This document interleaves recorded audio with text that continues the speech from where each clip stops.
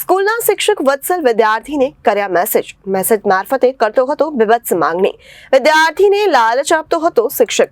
લીંબાયતના નીલગિરી circle નજીક આવી છે આ શાળા.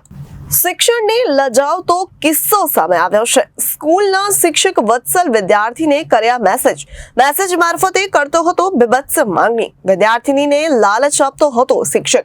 લીંબાયતના નીલગિરી સર્કલ નજીક આવી છે આ શાળા. AU પાટીલ સાર્વજનિક હાઈસ્કૂલ છે. લપસરના સ્કૂલના શિક્ષણ વળતર સામે હાલ તો ફરિયાદ નોંધાઈ છે. લીંબાયત પોલીસ સ્ટેશન ખાતે એક બેને આવીને ફરિયાદ નોંધાવી હતી કે એમની નાની દીકરી જે સ્કૂલમાં ભણે છે એમની સાથે એમના જ સ્કૂલના ટીચરે કેટલાક ગેરવ્યાજબી મેસેજીસ કરી અને એમને હેરાન પરેશાન કરી હતી અને એમને છેડતી પ્રકારની એક ઘટના સામે આવી હતી.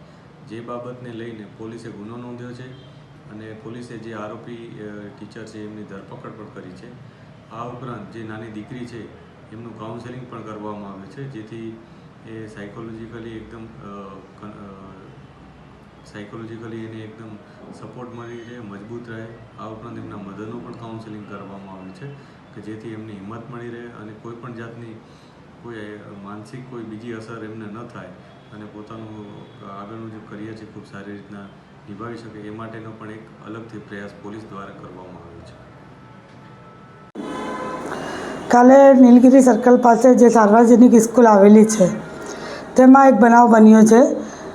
તેની જાણ થતાં કે છોકરી 9th ક્લાસમાં ભણતી હતી તેમને અમે જાણ કરી કે મારા સાથે મારા શિક્ષક આવી રીતના ચેટિંગો કરી રહેલા છે જે અશ્લીલ કહેવાય છે.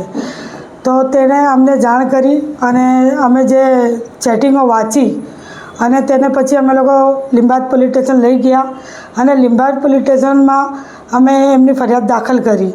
આવા ગુરુઓ ને આવા શિક્ષકો જે વિદ્યાર્થીઓ સાથે આવી રીતના ચેટિંગો કરે તે યોગ્ય નથી કહેવાય. અને એમને ચેટિંગમાં એવા કહેવામાં આવ્યું હતું કે તું તારા પપ્પા નથી, તારા પપ્પા આ દુનિયામાં નથી ને તારી માં કામ કરવા જાય છે અને તું મધ્યમ વર્ગી છે, સ્લમમાં છે, એટલે હું તારું બધી રીતે જ પૂરું પાડી શકું અને તને પૈસાથી હું મદદ કરી શકું. તું મને વારંવાર ગુરુનું કહે, તું મને આવા નામથી પોકાર.